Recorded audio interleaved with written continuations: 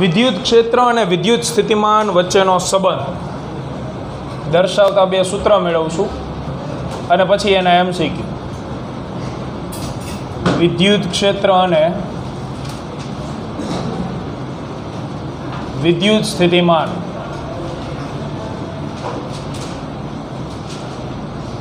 આ બે રાશિઓ વચ્ચેનો સંબંધ. તો બિંદુવત વિદ્યુત ભારના વિદ્યુત ક્ષેત્રનું સૂત્ર લખીએ આપણે. બિંદુવત વિદ્યુત ભાર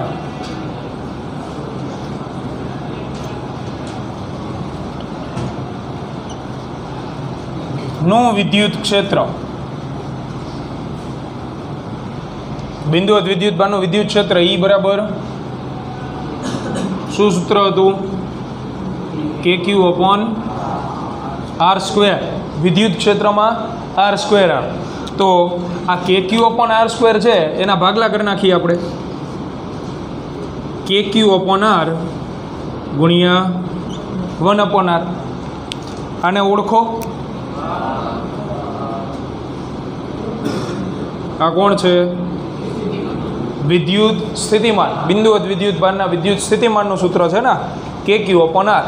તો આને આપણે દર્શાવી દઈએ સ્થિતિમાન V વડે. બાકીના એક પદને હળી નહીં કરવું એમના. તો E બરાબર V ગુણ્યા 1 અપોન R. એટલે E બરાબર થઈ જશે V/R. તો V બરાબર થઈ ગયું E ઇન્ટુ R. એટલે R એટલે અંતર છે, ત્રિજ્યા નથી. તો અંતરને તમે ડિસ્ટન્સ D વડે દર્શાવી શકો. કેપેસિટરમાં આનો ઉપયોગ આવશે. V બરાબર ED અથવા ER બરાબર. આને વાપરવાનું ક્યારે? તો કે રકમમાં મૂલ્ય આપેલા હોય ને તો.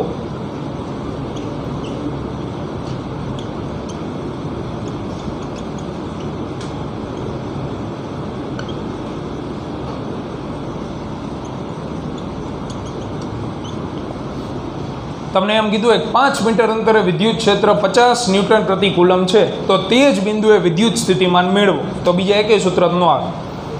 આમાં કિંમત મૂકી દેવાય. 5 મીટર અંતર ન્યૂટન પ્રતિ કુલમ જેટલા આપ્યા હોય સ્થિતિમાન મળી જાય બરાબર. મૂલ્ય આપેલા હોય તો આ વાપરવાનું. વિધેય આપેલું હોય શું કરવાનું? એના માટે બીજું વિદ્યુત સ્થિતિમાનની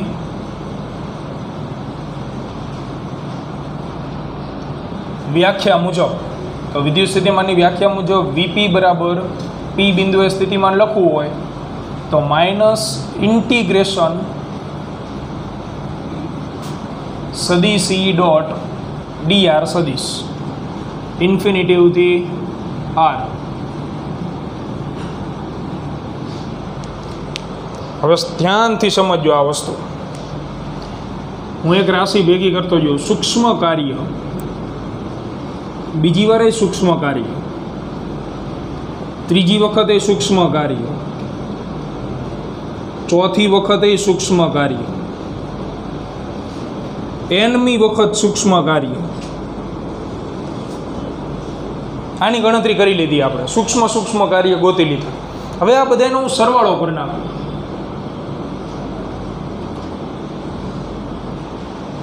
સૂક્ષ્મ કાર્યનો મેં શું કરી નાખ્યો? સરવાળો. તો શું મળે?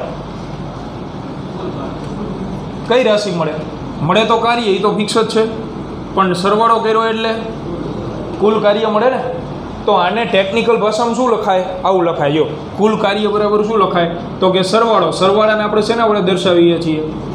સંકલન વડે અથવા સિગ્મા વડે. મોટા પદ હોય તો સિગ્મા અને નાના પદનો સરવાળો હોય તો સંકલન. કોનું અથવા કોનો સરવાળો? સૂક્ષ્મ કાર્યનો. આ શુદ્ધ ગુજરાતીમાં દેશી સૂત્ર એકદમ. જ્યારે ડાબી બાજુ તમે કોઈ રાશિ લખો છો અને જમણી બાજુ સંકલનની નિશાની હાજર છે, એનો મિનિંગ એવો થયો કે સંકલનની અંદર જે રાશિ છે એ સૂક્ષ્મ છે અને એનો તમે શું કરો છો? સરવાળો. એટલે તમને આ રાશિનું પરિણામી મૂલ્ય મળે છે, કુલ મૂલ્ય. ધારો કે હું એવું લખું કે કુલ પ્રવાહ, તો આ બાજુ મારે શું લખવું પડે? ઇન્ટિગ્રેશન સૂક્ષ્મ પ્રવાહ અશુદ્ધ એકદમ. હવે અહીંયા આવતા રહો એને અલંગ રક્ષક. તો આ કોણ છે? સ્થિતિમાન. પણ કયું હોય? આને જોઈને આ કયું સ્થિતિમાન હોય? સૂક્ષ્મ કુલ સ્થિતિમાન ગણાય ને.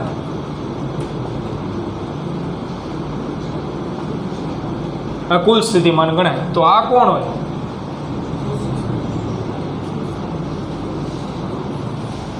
સંકલનની અંદર હોય એ કોણ હોય? સૂક્ષ્મ. અને કઈ રાશિ હોય? જે કુલ હોય એને એ જ રાશિ હોય. એવું ન બને કે અહીંયા પ્રવાહ ગોતતા હોય ને અહીંયા અવરોધ લખો હોય. અવરોધનો સરવાળો કરો તમે શું મળે? અવરોધ જ મળવાનો. પ્રવાહનો સરવાળો કરો તો પ્રવાહ જ મળવાનો. બરાબર. એટલે આવડું આ જે છે એ ગણાય સૂક્ષ્મ સ્થિતિમાન.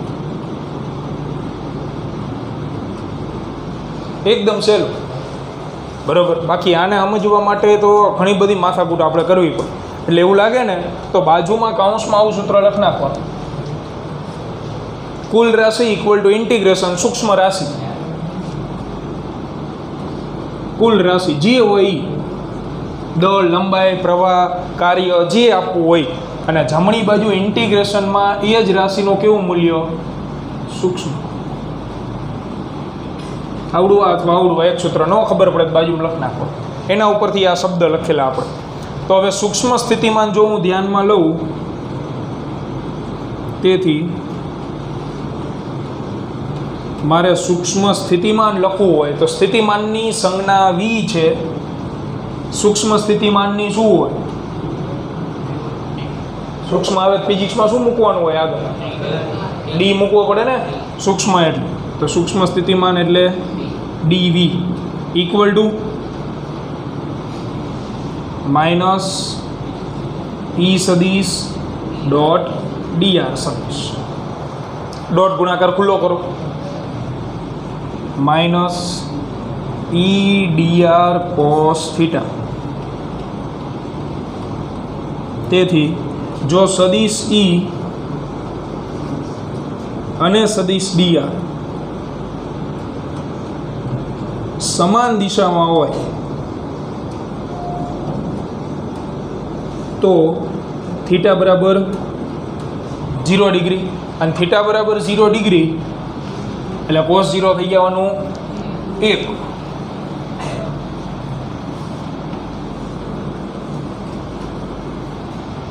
કોસ 0 ની કિંમત 1 થઈ જશે. તો સૂત્ર બને આવું. ડીવી બરાબર માઇનસ ઈ ઇન્ટુ ડીઆર. આવું સૂત્ર બને. આમાંથી તમે ઈને કરતા બનાવી દો એટલે આવે માઇનસ ડીવી અપોન ડીઆર. તો આ પદ શું દર્શાવે? સંકલન કે વિકલન? વિકલન દર્શાવે ને. એટલે આ તમારે વાપરવાનું હશે જો રકમમાં વિધેય આપેલું હોય ને તો. મૂલ્ય નહીં.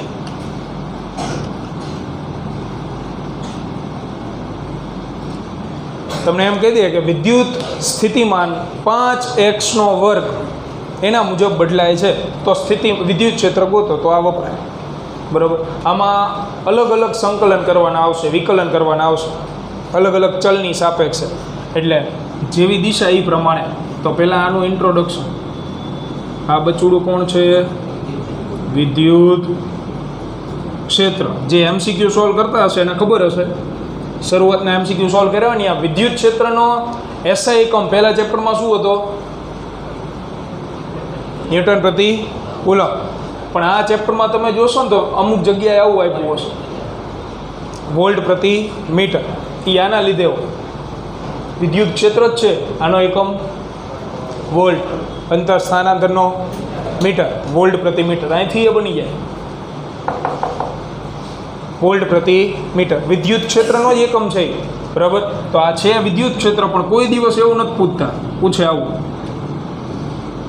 આનું બીજું પ્રચલિત નામ છે વિદ્યુત સ્થિતિમાન પ્રચલન.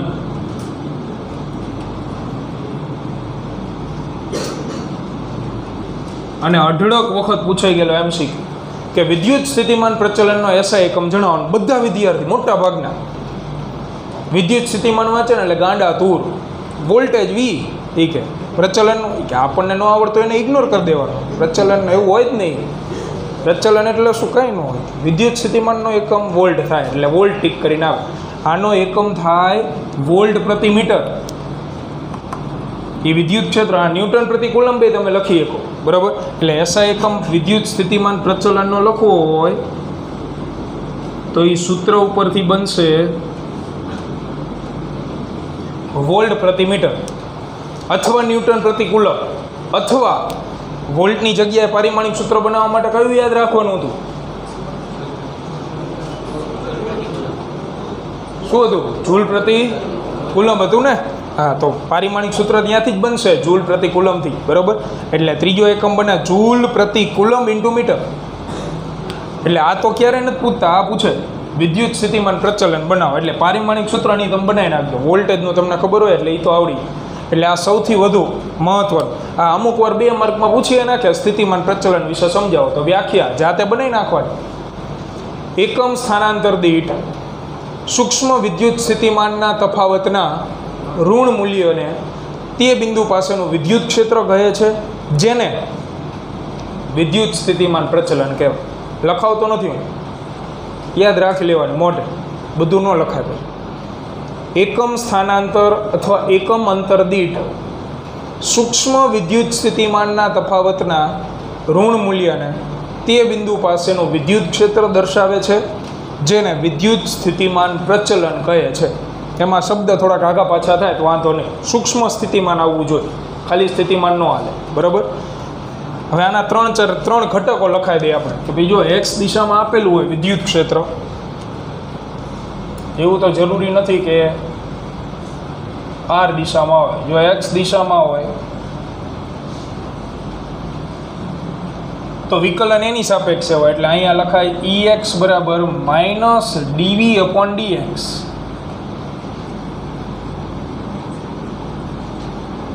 જો વાય દિશામાં હોય,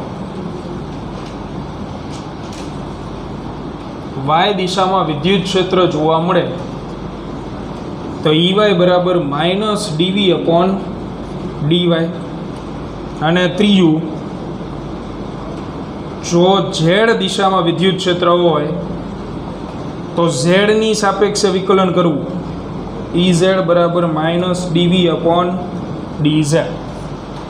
3 ઘટક છે આમાં. પછી ધારો કે તમને વિદ્યુત ક્ષેત્ર એક્સ ને વાય નહીં, એક્સ વાય ઝેડ ત્રણેયમાં આપ્યું, JEEમાં ત્રણેયમાં આપશે. ગુજરાત બોર્ડમાં શું કરે? ગુજરાત બોર્ડમાં આવું આપે, V બરાબર 6x² છે તો x બરાબર 1 મીટર આગળ ગોતો વિદ્યુત ક્ષેત્ર. પહેલાં તો અહીંથી બુદ્ધિ પહોંચવી જોઈએ, વિધેય આપ્યું એટલે આ વાપરવા. કઈ દિશામાં છે? ખાલી x દિશામાં, તો આ વપરાય. એટલે વિકલન કરી નાખવાનું આનું અને ભાઈ એક્સની જગ્યાએ કિંમત મૂકી દેવાની. પણ JEEમાં આવી રીતે થઈ ગયા. આને આ વસ્તુ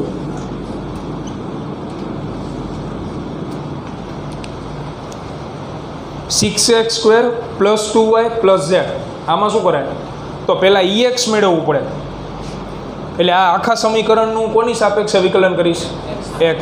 પછી EY મેળવવું પડે કારણ કે y વાળો ચલે છે એટલે પાછું આનું નાનું કોની સાપેક્ષે વિકલન કરીશ? y. અને પછી z એ પદે છે એટલે મને EX એ મળશે, EY એ મળશે ને EZ એ મળશે. તો પરિણામી કઈ રીતે આવે? મારે પરિણામી લખવું હોય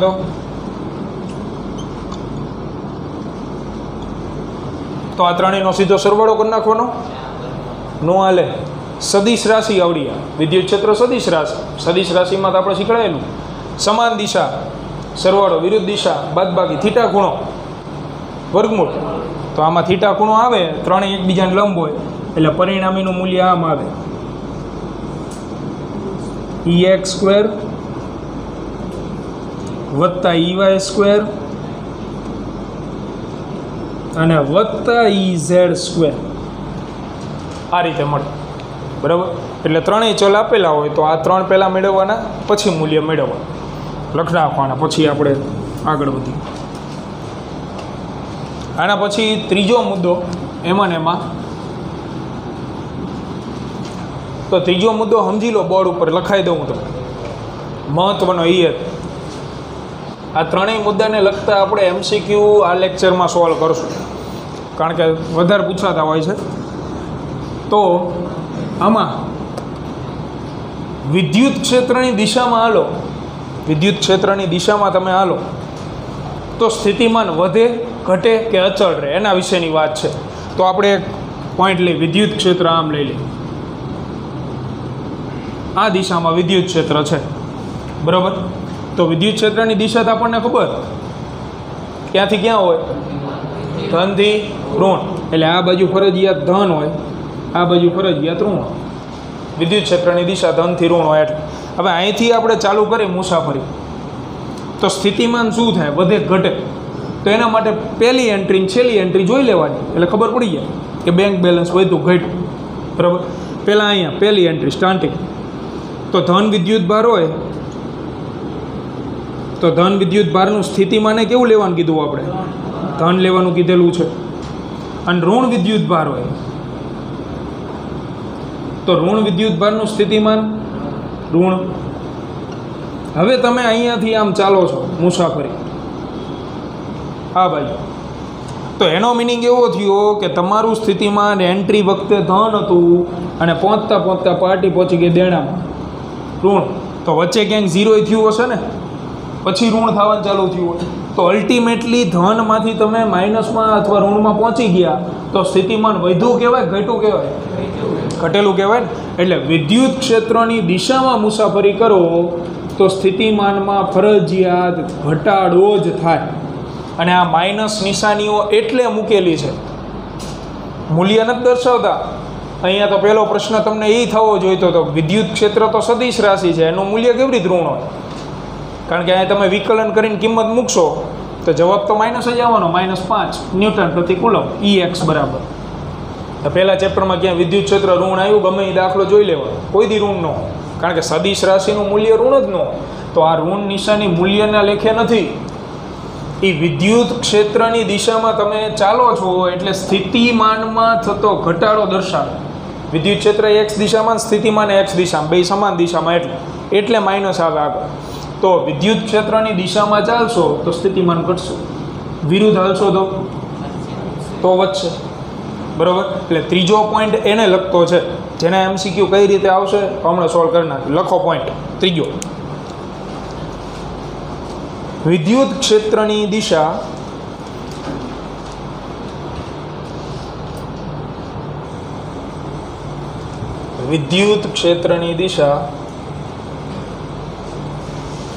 ધનથી ઋણ હોય છે.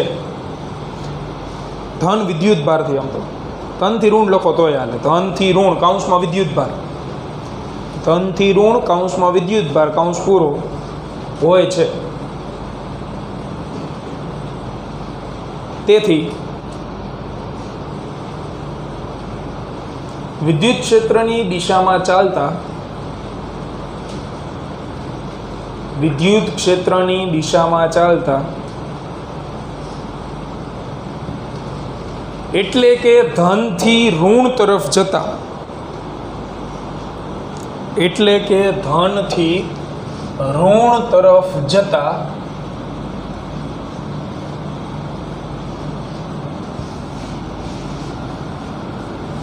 વિદ્યુત સ્થિતિમાનમાં હંમેશા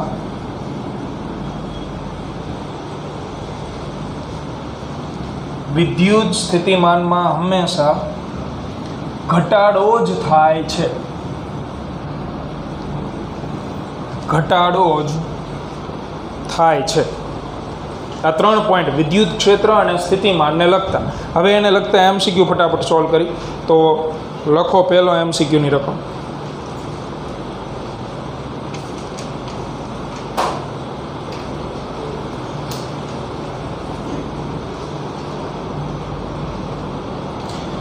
પાંચ કુલમ વિદ્યુત ભાર, 5 કુલમ વિદ્યુત ભાર નું 10 મીટર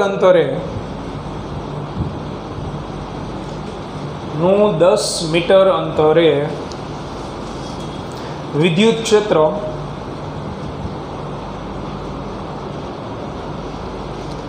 10 ન્યૂટન પ્રતિ કુલંબ છે. 10 ન્યૂટન પ્રતિ કુલમ છે.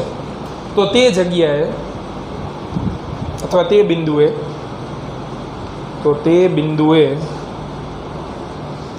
વિદ્યુત સ્થિતિમાન કેટલું અથવા પીડી કેટલું. હવે આમાં જો મૂલ્ય આપેલા તો શું વપરાય? V બરાબર E ઇન્ટુ આર. આ યાદ રાખજો, કેપેસિટરમાં આવશે વધીને 4-5 દિવસમાં જ આવવાનું, ત્યાર પાછું પૂછીશું કે V બરાબર શું મૂકવું હોય. એટલે V બરાબર ED, V બરાબર ER બે આવે. તો V બરાબર ER મૂક દો કિંમતો. વિદ્યુત ક્ષેત્ર કેટલું આપ્યું? 10, અંતર 10, તો જવાબ આવે 100 વોલ્ટ. એકદમ હેલું, પણ માત્ર નાનકડી એવી શરત પરીક્ષા વખતે યાદ હોવું જોઈએ. બાકી તમે આમાં આડું ગમે એમ મથો, જે તાળું જે ચાવીથી ખુલતું હોય એમથી જ ખુલે. ગમે એ સૂત્ર આમાં જીકમ જીક કરો જ ન મેળા.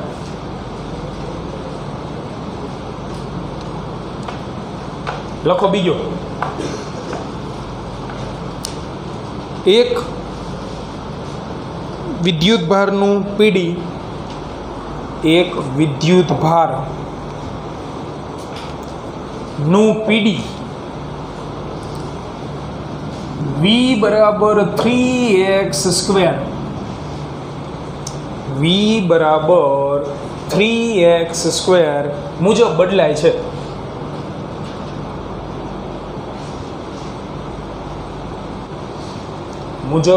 છે. તો x બરાબર 6 મીટર અંતરે, વિદ્યુત ક્ષેત્ર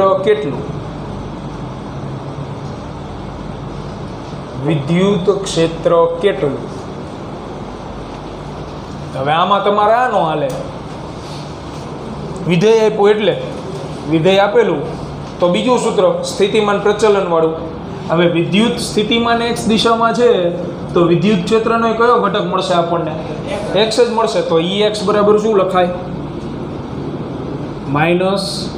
-dV/dx.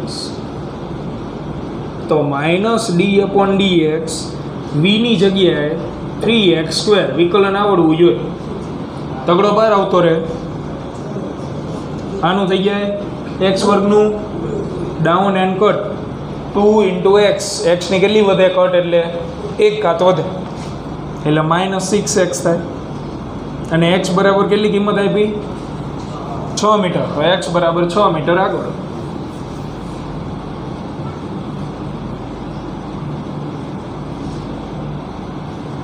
Ex બરાબર -36 ન્યૂટન પ્રતિ કુલમ. આ જવાબ. એટલે અહીંયા હકીકતમાં પ્રશ્ન થવો જ જોઈએ, ઋણ કેમ આવ્યું વિદ્યુત ક્ષેત્ર? તો એ ઋણ નિશાની ક્ષેત્રમાં થતો ઘટાડો દર્શાવે. પ્રતિ મીટર દીઠ 36 ન્યૂટન પ્રતિ કુલમનું વિદ્યુત ક્ષેત્ર ઘટી જાય મુસાફરી ચાલુ રાખો ને એટલે. અને એક સમયે 0 થઈ જાય પછી વળી પાછું ઋણ થવાનું ચાલુ થાય. બરાબર. તો આ ગુજરાત બોર્ડમાં આ પ્રકારના આવે. હવે JEEમાં થોડાક અપડેટ લેવલ લખો. એક તંત્રનું સ્થિતિમાન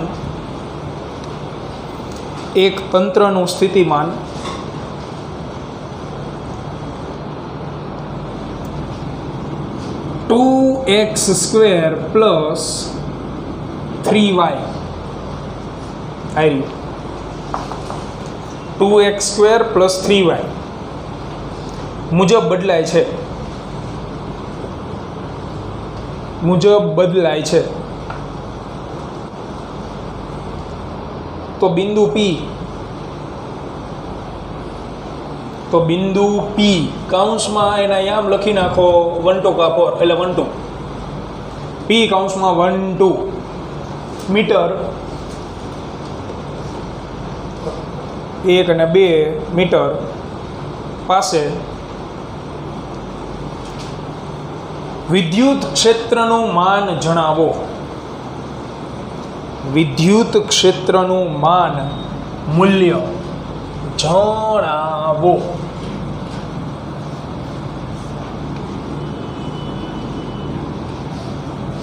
હવે આમાં એક દિશામાં નથી આપ્યું તમને, બે દિશામાં એક્સ વાય, તો પછી આપણે એનો એક્સ ઘટક એ મેળવવો પડે ને વાય એ મેળવવો પડે. વી બરાબર કેટલા છે? +3y. તો આનો પહેલાં એક્સ ઘટક મેળવવો પડે વિદ્યુત ક્ષેત્રનો. EX બરાબર dV/dx. અને વાય એ મેળવવો પડે EY બરાબર -dV/dy. તો પહેલાં d/dx મૂકી, વીની જગ્યાએ આવડું આ 2x² + 3y. આને ગુણાવી દો, અંદર ગુણાવી દે એટલે થઈ જાય આવું -d/dx 2x² ± -d/dx 3y.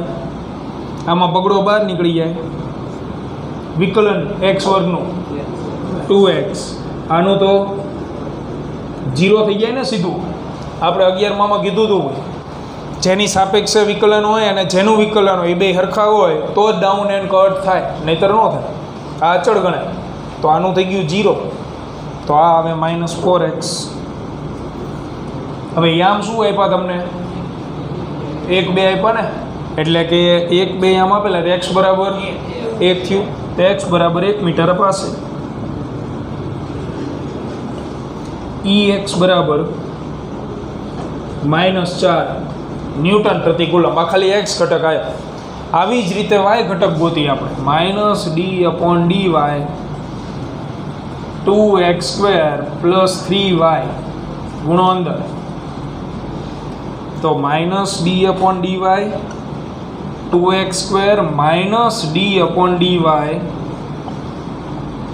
3y. આનું તો 0 -3. વાયનું વાયની સાપેક્ષે શું થઈ જાય? 1. કારણ કે ડાઉન કરો એટલે 1 ઘાત આગળ આવે, વાયની વધે કેટલી? 0. કોઈ પણની 0 ઘાત એટલે કેટલું થાય? 1 થાય. તો આનું થઈ ગયું -3 ન્યૂટન પ્રતિ કુલમ. હવે આમાં વાયની કિંમત મૂકવાની જરૂર છે? વાય જ ન થાવ તો શું કિંમત મૂકે? EY મળી ગયું, EX મળી ગયું. પરિણામી હવે આવે. તેથી પરિણામી બરાબર વર્ગમૂળમાં EX² + EY². મોટા ભાગના વિદ્યાર્થી EX EY મેળવી શકે છે, પણ પરિણામી આવે ને એટલે બુદ્ધિ બેન્ડ મારી જાય. -4 ને -3 કે -7, પહેલો જ ઓપ્શન -7. અદિશ રાશિ નથી, સદિશ છે. અને સદિશમાં x ને y ઘટક આવ્યા. x ને y ઘટક એકબીજાને લંબ હોય. લંબ હોય એટલે ત્રીજી શક્યતા આવે, વર્ગમૂળમાં a² + b² વાળી. એમાં આ બે લંબ હોય એટલે cos ને શું થઈ જાય? 0. મૂક દો આમાં કિંમત. વર્ગમૂળમાં -4 નો વર્ગ વત્તા -3 નો વર્ગ 5 આવે. અને ધન આવ્યું પરિણામ. બરાબર. આ JEE લેવલ. હવે એ નાનકડો ફેરફાર ખાલી આટલો કરી નાખે તો EZ મેળવવું પડે ને, અને પછી તમારે અહીંયા શું લખવું પડે? EZ². આ રીતે આવે લખ નાખવાનું.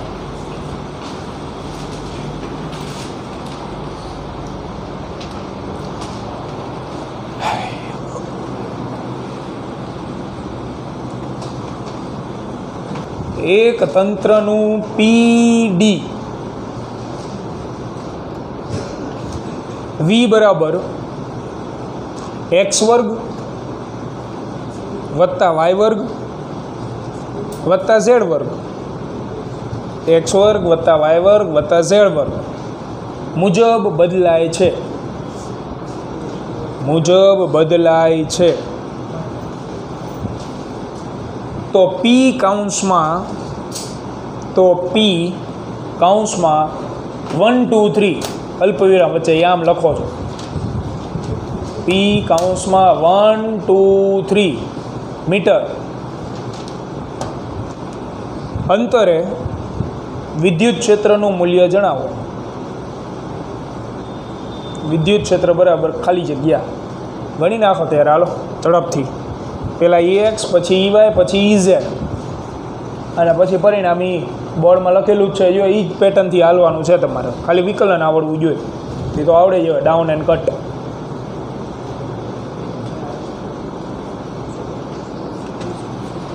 હા હા બરાબર જ છે. આટલી સ્પીડ જોઈએ આટલી.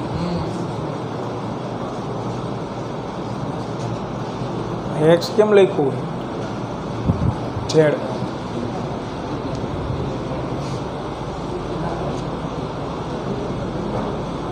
બરોબર. માઇનસ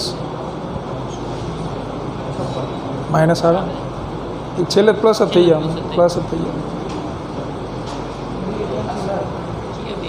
બોલો. 3 અચળ બહાર નીકળી જાય 3 વાયમાં બરોબર. તો dx ની ચીજો કઈ રીતે કયું અહીંયા તમે કર્યું સારી ડીવાય બાય ડીએક્સ થાય, પણ તમારું મેથ્સ એવું કહે છે કે વાય રહ્યું એ અક્ષ છે. બરાબર. આનો મિનિંગ એવો થાય કે માત્ર વિદ્યુત ક્ષેત્રની કઈ દિશા ધ્યાનમાં લીધી? એક્સ. એટલે વાય દિશામાં ઉપરની સાઈડ વિદ્યુત ક્ષેત્રમાં વધારો ઘટાડો થતો જ નથી. એક્સ દિશામાં જ લીધું ધ્યાનમાં. એટલે ખાલી એક્સની સાપેક્ષે જ વિકલન કરવા. વાય દિશામાં શું થઈ જાય? સમસ્થિતિમાન પૃષ્ઠ થઈ જાય. અને સ્થિતિમાન અચળ, સોરી વિદ્યુત ક્ષેત્ર અચળ, તો સ્થિતિમાન શું થઈ જાય? 0. આ અહીંયા પૂછાય પ્રવેગવાળું વેતે. એ બરાબર ડીવી અપોન ડીટી આવું આવતું હતું 11માં. વેગ અચળ તો એના લીધે, એટલે એ દિશા પૂરતું વિદ્યુત સ્થિતિમાન અચળ થઈ ગયું. તો એ એવું પૂછાયો આમાંથી. હા, એ સારું યાદ કરે. એટલે ઈ બરાબર માઇનસ ડીવી અપોન ડીઆર છે. વી અચળ તો ઈ 0. એ લખાઈ જ દઈએ આપણે. બરાબર. જવાબ શું આવે? વર્ગમૂળમાં 56 ન્યૂટન પ્રતિ કુલમ આવી જાય.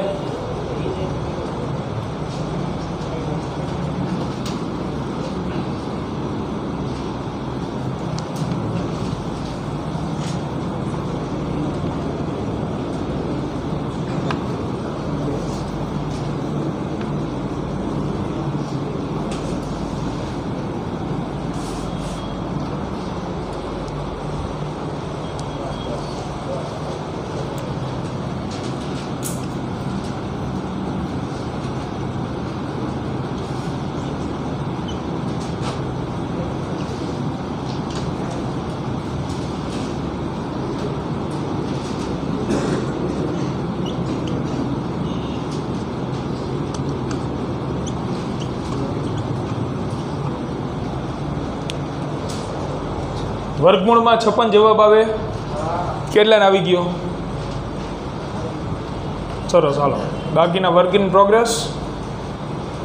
છેલ્લે બાળક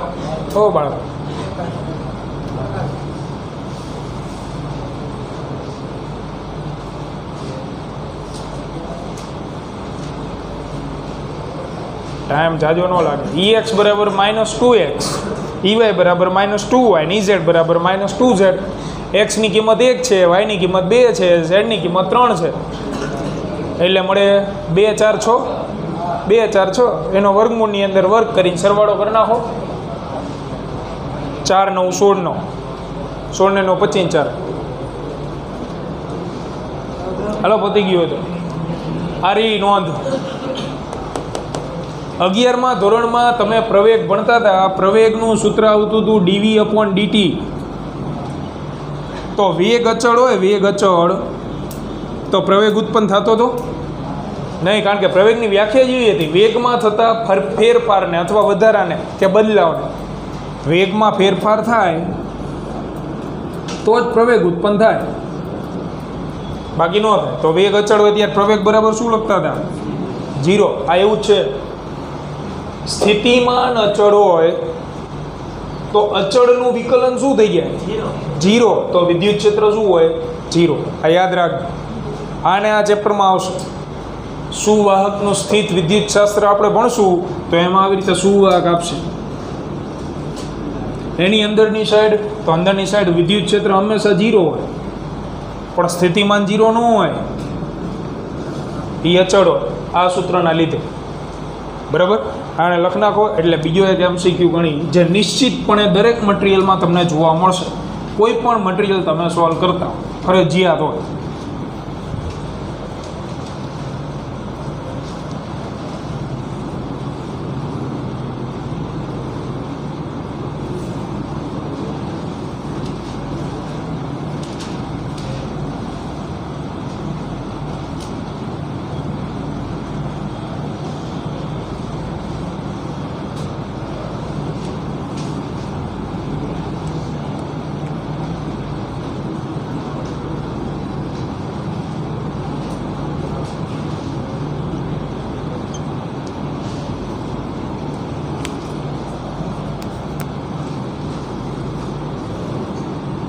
એ બી અને સી પોઈન્ટ.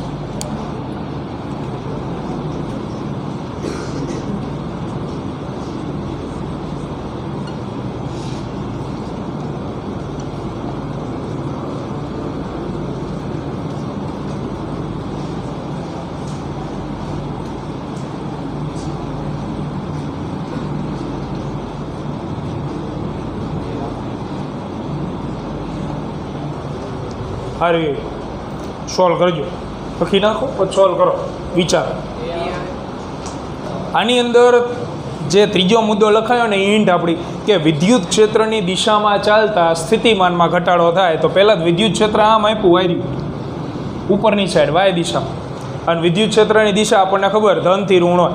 તો દેખીતી રીતે અહીંયા ધન વિદ્યુત ભાર હોય અને અહીંયા ઋણ હોય,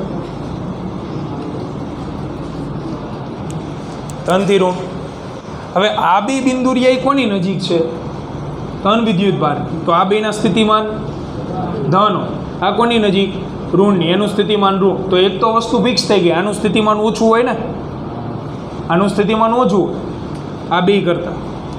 અને હવે આપણે વિદ્યુત ક્ષેત્રની દિશામાં હાલવાની શરૂઆત કરી, એટલે વિદ્યુત ક્ષેત્ર આમ છે તો હું આમ ચાલવાની શરૂઆત કરું. તો જેમ જેમ ઉપર જઈશ એમ સ્થિતિમાન શું થાય? ઘટે. ઘટતા ઘટતા ઘટતા હું આ પોઈન્ટે પહોંચ્યો. તો એ અને બી બિંદુઓ તો એક જ પૃષ્ઠ ઉપર છે ને, કે અલગ અલગ? એક જ. એટલે આ સમસ્થિતિમાન પૃષ્ઠ ઉપર આવી ગયા બે. તો એ અને બી બિંદુના સ્થિતિમાન હરખાવો, કારણ કે વિદ્યુત ક્ષેત્ર પોતે વાય દિશામાં છે, એક્સ દિશામાં અસ્તિત્વ નથી ધરાવતું. એટલે આમ તમે ચાલશો તો એ અને બી બિંદુઓ એક જ લાઇનમાં એક જ સમતલમાં આવી જાય છે.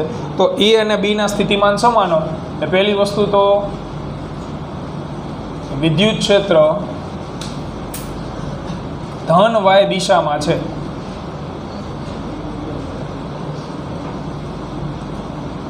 તેની દિશામાં ચાલતા સ્થિતિમાન ઘટે. એટલે ધન વાય દિશામાં હાલો ને તો ઘટે. હવે આ બે તો એક જ જગ્યાએ આવેલા, એક્સ દિશામાં એનો ફેરફાર છે. એટલે એ અને બીના સ્થિતિમાન તો હરખા જ હોય. પણ સી બિંદુ તો તમે અહીંથી હજી ઉપર જશો એમ સ્થિતિમાન ઘટશે ને સી બિંદુ આગળ તો ઋણ થઈ ગયું હશે. એટલે સી બિંદુ પાસે પહોંચતા, સી બિંદુએ પહોંચતા પીડી ઘટી જાય છે, સ્થિતિમાન ઘટી જાય.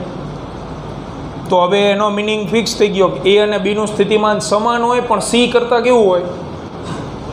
વધારે હોય ને, કારણ કે આ બે ધનની નજીક. એટલે સી કરતાં વધારે સ્થિતિમાનો. વીએ બરાબર V B is must greater than V C. હવે આ એમસીક્યુમાં ઘણી બધી હળી કરીએ કે ખાલી આને આમ, આ એરાને ખાલી આમ જ કરવાના હોય અને આમ જ પૂરું. જવાબ બદલાઈ ગયો, કારણ કે વિદ્યુત ક્ષેત્રની દિશા ઊંધી થઈ ગઈ. તો આ જગ્યાએ સ્થિતિમાન વધારે હોય, અહીંયા ઘટી જાય, એટલે આ નિશાની આમ થઈ જાય.